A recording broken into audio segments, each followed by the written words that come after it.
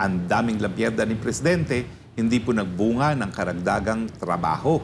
At siyempre, yung nga pong naiulat na sa mga survey din na pinakamatindi pa rin ang pagkagutom sa administrasyon ni Marcos Jr. Ikaw, with all this news, a-attend ka pa ba ng SONA? Ito ring desisyon ni Sara Duterte na wag mag-attend, yan ang pinaka-epektibo at pinakamagaling na kontra SONA. Ang ibig sabihin yan, wala kang nagawa at dahil wala kang nagawa sa 2 taon, hindi ako naniniwala na may magagawa ka sa susunod na 4 na taon. May mangyari sa SONA, sa Amerika nga, batas yan eh. Dahil, kita mo nangyari ngayon kay President Trump, asahan mo ba yan? You have to be prepared for anything and everything. Pero sa akin, dahil si Inday Sara naman ang pinakabata sa lahat ng mga naging vice-presidente sa ating kasaysayan, talaga nakikibagay lang siya sa kanyang henerasyon. At naintindihan ng taong bayan kung ano ibig sabihin ng designated survivor. Ang nagtataka ako, yung mga bata, mga kongresista, sila pa yung napakadaming sinasabi. No? Karapatan po ni VP Sara kung ayaw niyang umattend. Karapatan niya kung sasabihin niyang ina-appoint ko ang sarili ko as designated survivor dahil in the absence of batas, yun naman talaga mangyayari. Kung di siya attend at may nangyari, siya lang nabuhay, siya talaga ang successor. So tanggapin natin na talagang ang line of succession sa ating saligang batas, pag binangyari sa presidente, ang vice-presidente magte-take over. Palakpak ako, magpapadrug test na ako, na hair test, na matigil niya usapin kung ako'y drug addict. Ayun, papalakpak ako. Pero aasahan mo ba yan? Pero paano naman niya ibaba ng pogo yung mga opisyalis niya pinakamatataas? Yan ang negosyo. Bakit nga ba si Senator Riza Ontiveros hindi pinatatawag yung mga gabinete ng pamilya ay nasa negosyo ng pogo? Di ba? Ako pinagbibintangan. Abogado lang naman ako, no? Tayo sa recently napahayag ni dating or ni Vice President Inday Sara Duterte nang tinanong siya kung pupunta ba siya doon sa State of the Nation Address, designated survivor. Well, siyempre, no, ako tuwan-tuwa doon sa sagot niya. Kasi alam nyo, hindi pa kami nag-uusap ni Inday Sara, no, lately. Pero ako mismo, nagdesisyon na hindi ako attend ng SONA. Ito'y kauna-unang SONA, hindi ko attendan matapos ang 8 taon. Ha? At marami-rami rin akong na-attendan ng SONA dahil nung panahon ni Cory, nagtatrabaho ko dyan sa House, so nakakarating ako sa SONA. Panahon ni FVR, nakakaroon naman tayo ng imbitasyon dahil kasimbahan ko si FVR. Tapos, yung minsan lang, nung Erap Estrada, naimbitahan din tayo. No? Pero ito talagang the past 8 years, mula nung tayo naging membro ng Kongreso, ay nag-a-attend tayo dahil miskin din ako member ng Kongreso, no? Naging member ako ng gabinete at miskin din na member ng gabinete. Pag ikaw dating member ng House, pwede ka pa rin maimbita. Iniimbita talaga yan. Nasa ila kung attend ka. Pero gaya ni VP Sara, bakit pa ako a-attend? Una-una, alam ko naman, ang lahat ng pangako nakasulat sa tubig at sa ere. Ang SONA kasi, nung unang SONA niya, nagbigay siya ng blueprint kung ano mga gagawin niyang mga hakbang, no? Para makamit yung kanilang mga objectives. So yun, pinakinggan ko na titignan natin kung meron talagang programa, no, na maidi-deliver ating presidente. Noong unang taon, siyempre, unang taon pa lang yan, pagbigyan natin, baka wala pa masyadong mga nagawa. No? Pero sa 2 taon na pamumuno, kailangan may resulta na. Tignan mo nga ang nangyari sa ating ekonomiya. From the darling economy to the worst underperforming economy in Asia. Kung titignan mo mga survey, pinakamatinding pagkagutom sa ating kasaysayan sa gobyerno ni Marcos Jr. At tingnan mo, ang bigas, pinakamahal sa administrasyon ni Marcos Jr. Ang piso, pinakamababa sa kasaysayan ng Pilipinas kay Marcos Jr. Ang daming first sa bagong Pilipinas. At siyempre, kung pupunta ka pa doon, bukod doon sa mga pangako na nakasulat sa tubig, makakarinig ka na naman mga pangako. Di ba? Ano ba yung mga pangako? 1 milyong mga pabahay. Samantalang sa 2 taon, 140,000 lang ang na-deliver. Ako naman kasi, miski nandun ako at narinig ko yung 1 milyon mga pabahay kada 1 taon, palibasa, alam ko, bihasa naman ako dyan dahil bata pa ako. Akong sumulat bilang staff member ng Kongreso ng UDHA, yung Urban Land Reform, na lahat ng programa ng gobyerno sa pabahay ay doon nagsimula, no? Alam na alam ko, imposible yung 1 million a year. Pero sabi ko, sige, pwede naman managinip. At tignan natin kung meron nga silang hakbang. At kung pakikinggan mo nun si Secretary Acuzar na talagang gagamitin niya ang pribadong pondo para dito sa mga pabahay, baka kayang gawin. Pero ang katotohanan, sa 2 taon, 140,000 lang na pabahay. So at the rate they're going, at 140,000 per every 2 years, wala. Magkano lang yun? Wala pang 400,000 houses ang madideliver, pangako, 6 million. So para ka pa makikinig. So anyway, ito ring desisyon ni Sara Duterte na wag mag-attend, yan ang pinaka-epektibo at pinakamagaling na kontrasona.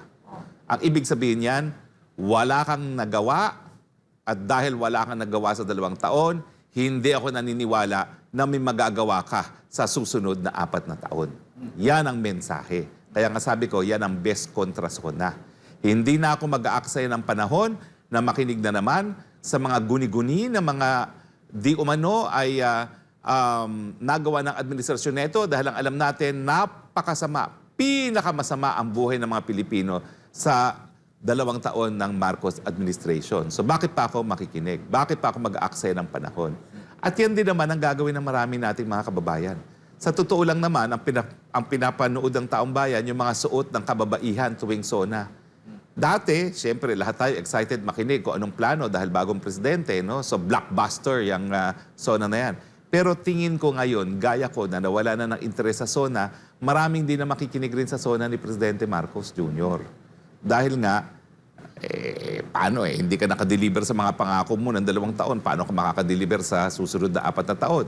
At siyempre, yung prospects ng kapayapaan, halos nawala na dahil mukhang desidido na siya na makisapi sa gera ng Amerika laban sa China. O, di ba? Kung ang aanunsyo niya, baban ko ang pogo, yun, papalakpak ako. Magpapadrug test na ako, na hair test, na matigil na yung usapin. Kung ako'y drug addict, ayun, papalakpak ako. Pero aasahan mo ba yan? Pero, paano naman niya ibaba ng pogo yung mga opisyalis niyang pinakamatataas? Yan ang negosyo. Bakit nga ba si Senator Riza Ontiveros hindi pinatatawag yung mga gabinete ng pamilya ay nasa negosyo ng pogo? Di ba? Ako pinagbibintangan. Abogado lang naman ako, no? At malinaw na pilit na sinasabi na ako ang abogado ng pogo.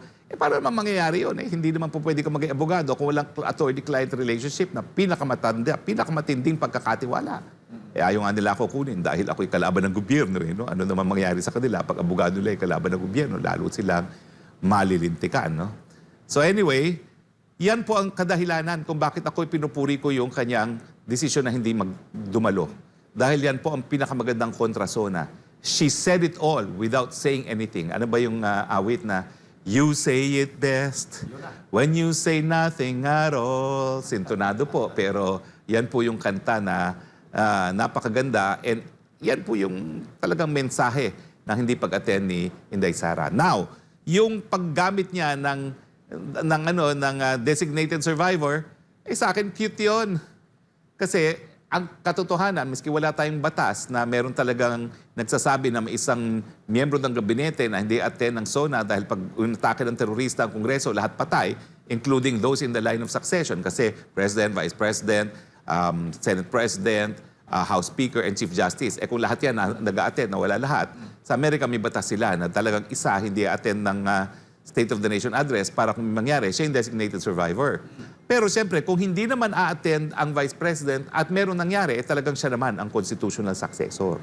So wag kayong corny yung mga kung ano-anong sinasabi na, naku, napakasama niyang projection na yan, na baka may mangyari sa SONA. Sa Amerika nga, batas yan eh. Dahil, kita mo nangyari ngayon kay President Trump. Asahan mo ba yan? You have to be prepared for anything and everything. Pero sa akin, dahil si Inday Sara naman ang pinakabata sa lahat ng mga naging vice-presidente sa ating kasaysayan, talaga nakikibagay lang siya sa kanyang henerasyon. At naintindihan ng taong bayan kung ano ibig sabihin ng designated survivor. Ang nagtataka ako, yung mga bata, mga kongresista, sila pa yung napakadaming sinasabi. No? Karapatan po ni BP Sara kung ayaw niyang umattend. Karapatan niya kung sasabihin niyang ina-appoint ko ang sarili ko as designated survivor dahil in the absence of batas, yun naman talaga mangyayari. Kung di siya attend at may nangyari, siya lang nabuhay, siya talagang successor. So tanggapin natin na talagang ang line of succession sa ating saligang batas, pag may nangyari sa presidente, ang vice-presidente magte-take over. Bakit yun naman mamasamain yun? Pero kung magsasurvey ngayon, kung natutuwa ang tao sa sinabi niya, tingin ko overwhelmingly, oo. Kasi mga KJ lang ang mga kung ano-anong mga sinasabi dyan. Di ba? Kayo ba? Bilang mga mababatang miyembro ng mababatang henerasyon, happy ba kayo doon sa kanyang I am appointing myself as designated survivor. Ako, tuwan-tuwa. Attorney, dahil nga dito sa hindi pagdalo ni Vice President Sara Duterte, sa tingin mo ba, isa sa mga dahilan din is yung budget nitong SONA na aabot sa nasa 20 million pesos na napaka-garboso sa kabila ng sitwasyon natin ngayon? Kasi alam mo, hindi ko maintindihan ba't aabot ng 20 million yan eh. Kasi ang mga pagkain naman doon, pagkain Pilipino eh. Sa 8 taon na bagay, karabihan yun kay Presidente Duterte at ang mga hinahanda doon eh saging, maruya, palabok. Hindi naman naabot ang 20 million ng palabok. Mainstay ang palabok sa SONA ni dating Presidente Rodrigo Roa Duterte. Walang kaartihan. Palabok, lumpiang sariwa, maruya. Ano ba yung Todo ano? kain ba yan pag panahon ng ganyan? Well, Di ba ang kasi mahalaga dyan, SONA lang naman? Yung SONA lang naman. At kaya lang naman talaga nagsisilbi ng hapunan dyan. Doon lang yan sa South Lounge eh. Mainit doon ha. Kasi naabutan ng walang time sa upuan dinner. yan. Tayuan lang actually. No? Hindi naman yan na parang restaurant. Ang meron lang na talagang sit down doon sa lounge ng mga kongresista. No? Pero siyempre, kung gusto mong makita, hindi ka kakain doon kasi walang media doon. Doon ka magpapapansin doon sa South ang yayaman Lobby. ang yayaman na ng mga dadalo doon, di ba? eh. Mga kongresista, mga senador, mga pamilya nila, mga Pero ang cabinet napansin ko members. talaga, mas magarbo ang caterer ng Marcos Jr.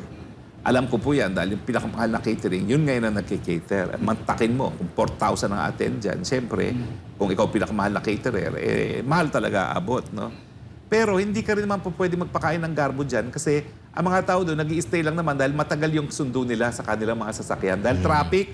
Kumbaga, Diba? okay lang na pika-pika. Kaya Kasi ka lang, paglabas nila oo. dyan, kakain din naman yan sila. siguro. Kasi nga, kaya pika-pika lang yan, nag-aantay lang sila ng sasakyan. Kasi ang presidente, hindi naman umaalis ka agad. Pero pag habang nandun ang presidente, lockdown. So wala kang choice, wala kang pupuntahan. Kahit ikaw ay senador, kahit ikaw ay congressman, kakain ka na rin dyan. Diba? Dahil nag-aantay ka ng sasakyan. So pika-pika lang yan, bakit kaya umabot ng 20 million? Diba? Sabihin mo Sobra-sobra ito. na 1,000, o diba? 1,000 people, o sabihin mo na 4,000, hindi naman lahat kakain yan eh. Kasi marami dyan, mga guards, mga ganyan-ganyan. Sabihin mo na 2,000 ang kakain. Eh kung 1,000 per head at 2,000, magkano lang yon? Ilang paano yon? Ilan yon? Hindi naman abot ng 20 million yon, di ba? O 20 million ba yon? 20 million nga ba sabi, yun? hindi Tag lang daw 1,000? food budget eh. Marami pa daw pag-aaksayan. Pero maliban dito, nakapanayam din namin si Senador Bato de la Rosa. Ang Hindi rin nabanggit niya, dadalo. hindi rin siya Oo. dadalo. Hindi rin siya dadalo. Siguro masama ang loob. Masakit daw yung dahil tuhod niya. Masakit daw ang tuhod niya. Pero binito kasi yung kanyang pet bill eh. Yung pagreforma sa kapulisan na siya naman ang nakakaintindi bilang dating hepe ng PNP. No? So siyempre, yan ay mensahe din niya. Unahin ko muna tuhod ko kaysa pakinggan kita. Pero Dahil nakikita mo binito ba? mo yung aking pet bill. Nakikita mo ba na yung possible na trend, lalo na taga-PDP laban ito, kung totoo man itong sinasabi at hindi pa biro lang ang sinabi ni Senador Bato, maggagaya din yung iba pang mga senador? Ay, duda ako dyan. I mean, sa hanay Duda ako lang ng dyan. PDP laban. Hindi ko alam kung anong desisyon nila, pero duda ako kung merong iba pang hindi dadalo doon. Dahil nasaktan talaga itong si Senator Bato de la Rosa doon sa pagbito ng kanyang pet bill. Biro mo, PNP reform bill. Siya dating taga-PNP, so naintindihan niya kung ano yung mga dapat talagang baguhin. Tsaka ang nabanggit din niya, nung nakapanayam namin siya last Friday, kung di ako nagkakamali, ang sabi niya na itong mga panukalang batas na ito ay bunga ng mga iba't ibang mga suwestyon mula sa hanay mismo ng pambansang pulisya at sa DILG. Katuwang na yung mga kongresista. So nagkaroon sila ng pagsasanib persa. Ito yung nabuo. Kumbaga dumaan talaga sa matinding proseso for the benefit sa mga pulis. Nagkakaroon din sila ng ugnayan sa ehekutibo. Yet, diretso na.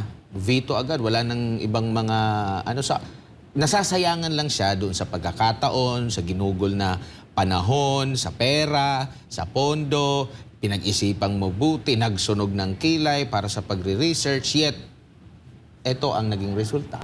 Well, kaya nga, naintindihan natin kung bakit tuhod muna bago SONA. Attorney, balikan ko lang itong pag-a-appoint ni VP Sara sa kanyang sarili bilang designated survivor dahil ang Kamara Attorney at may pahayag din si House Senior Deputy Speaker Don Gonzales na dahil nga dito sa naging remarks ng VP Sara, magkakaroon sila ng investigasyon. Planong magkaroon ng investigasyon. Basahin ko lamang itong kanyang statement. Sabi ni House Senior Deputy Speaker Don Gonzales, implying that something bad will happen when President Marcos Jr. delivers his SONA is a very serious matter that warrants an investigation. It leaves a bad taste in the mouth, especially coming from a very popular Vice President who garnered a resounding 32 million votes in the last presidential elections. Dapat pa bang mag-imbestiga, attorney, dito sa naging pahayag ng VP Sara? Sa dami ng problema ng bansa, bagamat karapatan nila mag-imbestiga, bakit yan naman ang paggugugulan ng pansin? Desisyon naman yun ng Vice Presidente. So, siyempre, isang opportunity na naman yan para wasakin ang VP Sara, no? Alam na naman natin, inaasahan na natin yan sa Kamara. So, wala nang bago dyan. Pero, attorney, napapansin mo ba na every time may pahayag si VP Sara at may mga pasabog siyang sinasabi, mga kukunti lamang na mga terminong ginagamit niya, pero ito'y nagtitrend at nagagamit din ng iba para sila din ay sisikat at magbabiral. Well, kaya nga 31 million votes ang boto ni Inday Sara, no? At kaya nga niya nadala bilang Pangulo itong VP Sara kasi bata. At karamihan talaga ng botante ngayon ay bata. Mga nasa edad din ni Inday Sara Duterte. Kung di nasa edad, mas naintindihan ni VP Sara yung mas bata pang mga henerasyon sa kanya. At kung mapapansin mo naman, dito sa Kamara, pag may bumabanat kay VP Sara, parehong-parehong mga personalidad. Para bagang meron talaga sa PR na misdesignated names na nababanat. So in fairness dun sa mga ginagamit ng mga pangalan natin, hindi naman natin alam kung talagang sinasabi nila yun. Kasi pansinin nyo talaga, it's the same names. So sa akin, please lang, di po tayo pinanganak kahapon. No? Alam po natin yan, that's a concerted public relations demolition job laban kay VP Sara. Tsaka ang basa rin ni Senador Ping Lacson parang nanunukso, parang pabiro lang. Iba lang yung pagtanggap ng sabi mo nga mga bata at hindi nakakaintindi rin ng biro, parang nangungutya lang ang dating doon sa pahayag ni VP Inday Sara Duterte, attorney.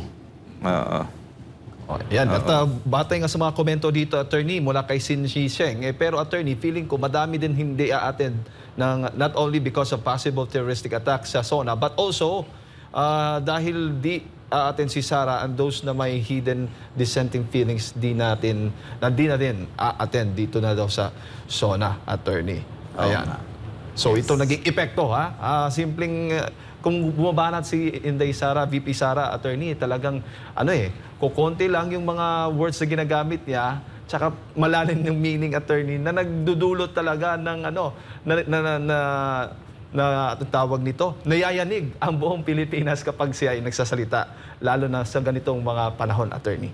Hela, yun nga siguro nainggit sila sa mga one-liner ni Inday Sara na nagre-resonate na naintindihan ng ating mga kababayan. Attorney, last June 17 hanggang 24, kasalukuyang taon na magsagawa ng survey ang Pulse Asia at ito'y patungkol sa most urgent national concerns para sa mga Pilipino. Eto, himay-himay natin dito dahil kagaya... Makinig ang Marcos Jr. administration. Oo, tingnan natin kasi yung Publicus Asia, naglabas na rin sila kamakailan lang. Eto, nangunguna sa urgent national concern para sa mga Pilipino na nakakuha ng 72% sa 1,500 ata to na respondents or 1,200. Unahin lang muna natin doon sa top 5. Nangunguna po dyan ang controlling inflation, 72%. Pangalawa, increasing the pay of workers, 44%. Pangatlo, reducing the poverty of many Filipinos, Pero malaki 32%. ang diferensya, ha? Malaki ang 72 to 32. Tama. Paglikha ng maraming trabaho, 30%. At yung Graft panglima, and paglaban sa graft and corruption in government, 22%.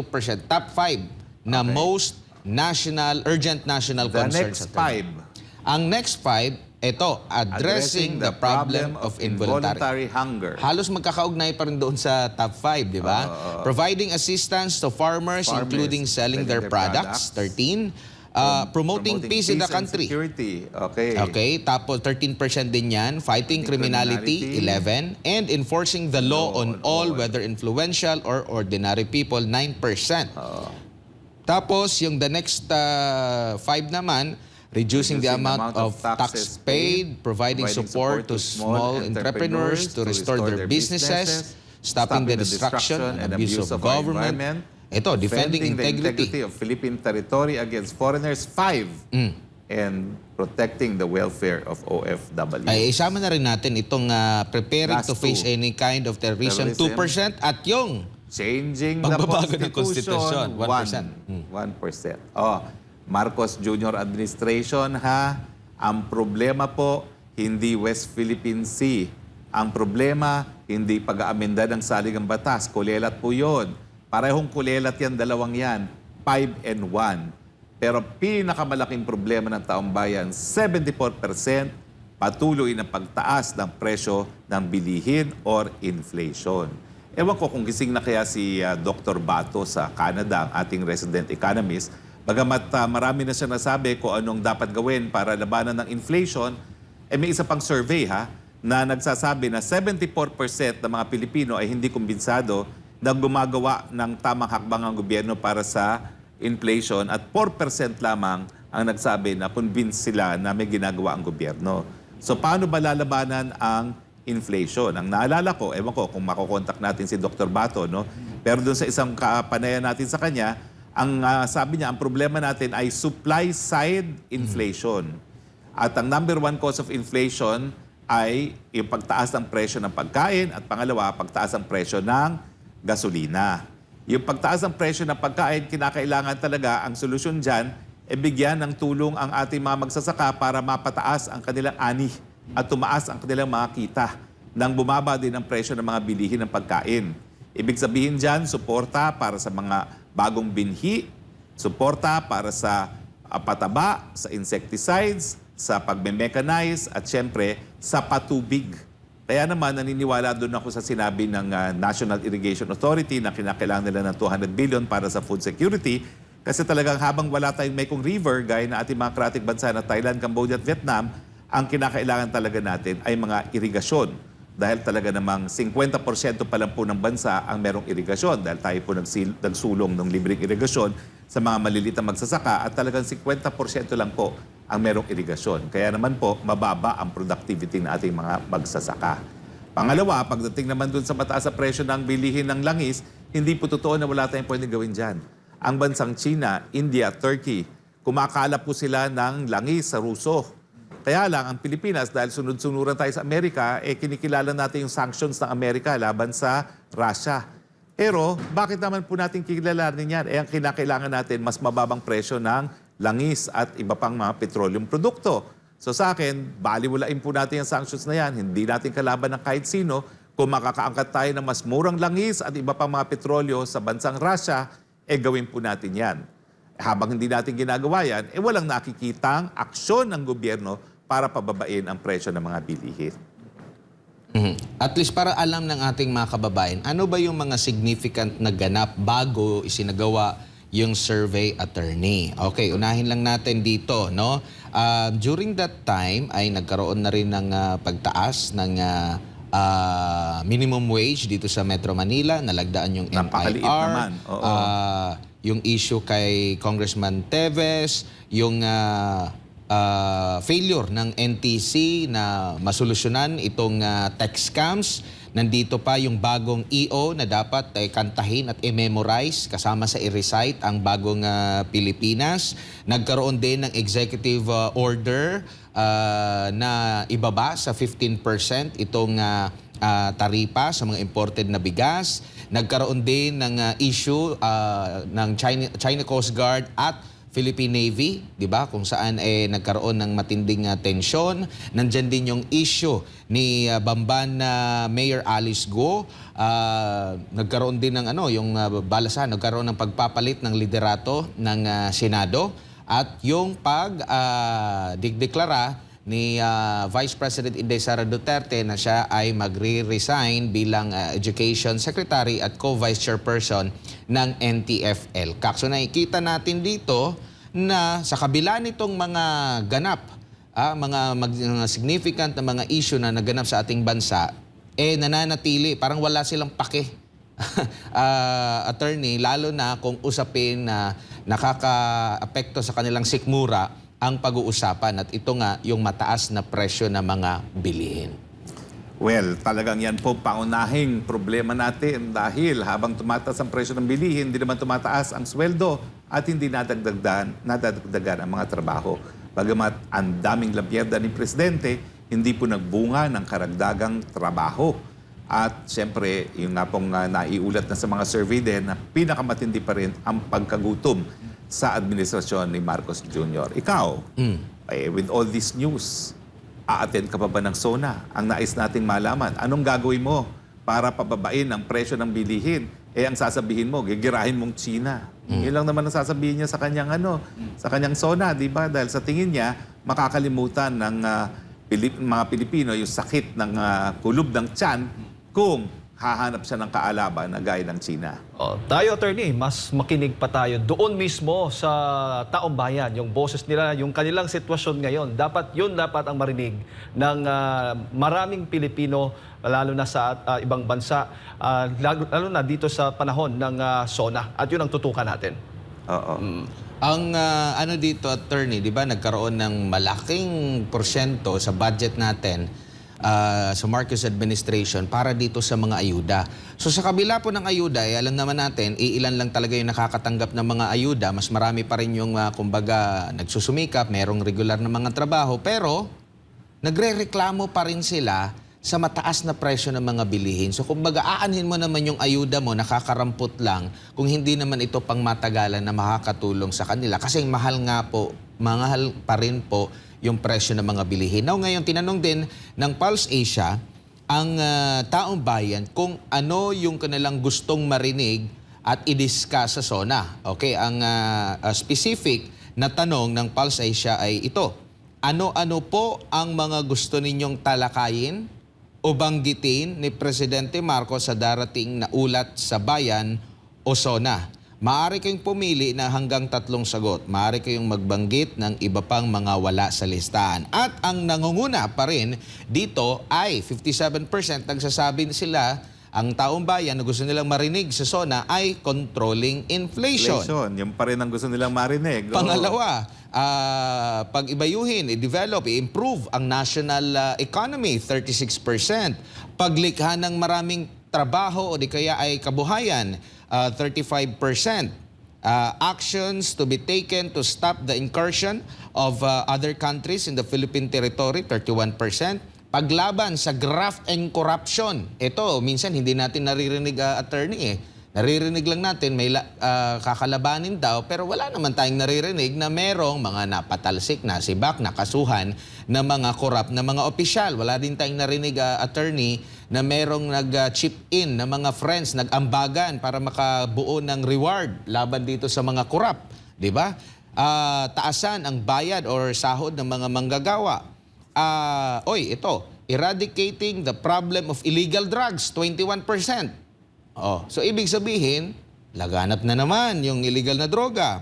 Pagpapaganda ng educational system, peace in the country, 18%. Restoring unity among national officials, 13%. Restoring the people's trust in the government and its officials, 12%.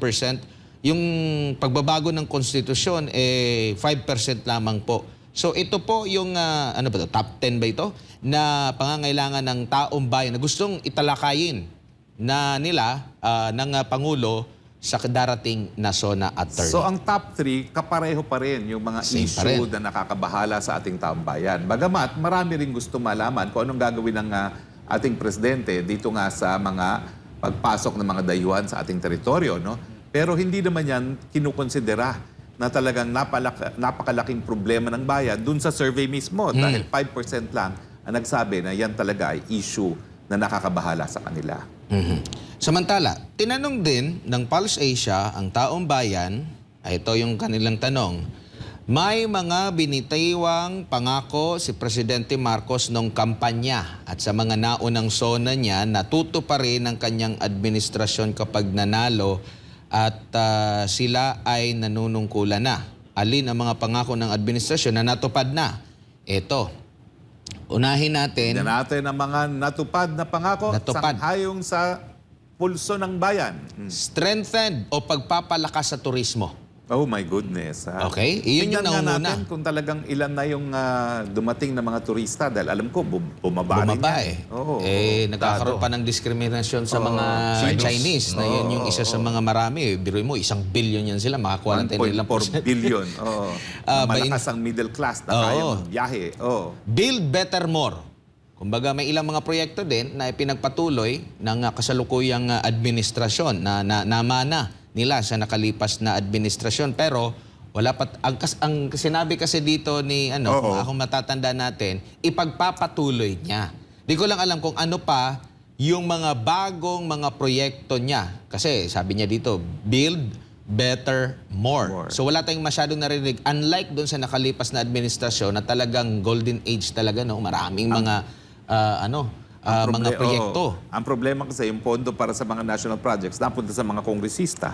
Oo, Mga naku naging proyekto ng mga kongresista. Kaya wala nang mga flagship projects. Top 3, 24, defending the country's sovereignty. Okay? Top 4, increasing food production and attaining food security. 21% lang ang nagsasabi. Pero taliwas po yan doon sa perception na problema talaga inflation. So parang kulang ang ginagawa natin kasi talagang kaya tumataas ang presyo ng bilihin, mataas ang presyo ng pagkain. No? Pero kung pagbabasihan mo, hindi nga umabot sa kalahati yung naniniwala sa kanila na natupad ito. At Bagay, sa lahat yan, wala pang kalahati. No? Lahat Oo. yan. Tapos, Ibig sabihin, wala talagang majority view na meron na kamit sa mga pangako. Ang highest nila dito ay tayo ilan? yung ano number lang, one? is strengthened tourism. Yung strength and tourism, 32. ilan lang yan? 32. So wala pa talaga. So Eto, napakakaunti. yung pangako na bigas at 20 pesos kada kilo, sa 20 pesos kada kilo, 4% ang nagsasabi Oo. na Wala sila ay talaga. So, ibig sabihin, ang mayorya natupad. hindi naniwala na minakamit sa mga pangako. Ang pinakamataas na kinikilala nila na minagawa ay 34%, minority view pa rin Oo. na napadami ang turista. kung mapapansin mo, yung pagkontrol sa inflation, yun yung gusto nila, urgent national concern nila. Pero, meron bang ginawa ang pamahalaan na programa, yung mga ipinangako, meron ba? Pagdating dito sa tingin nila natupad, wala doon. 'Di ba? So, akmang-akma, tugmang-tugma yung concern nila kasi hindi naman siguro sila magsasabi ng gano'n tapos na naisip nila na sinunod. Meron daw nagawa, partner Admar at attorney, pa-konsyerto. Yan daw ang kanilang solusyon dyan. Passion show.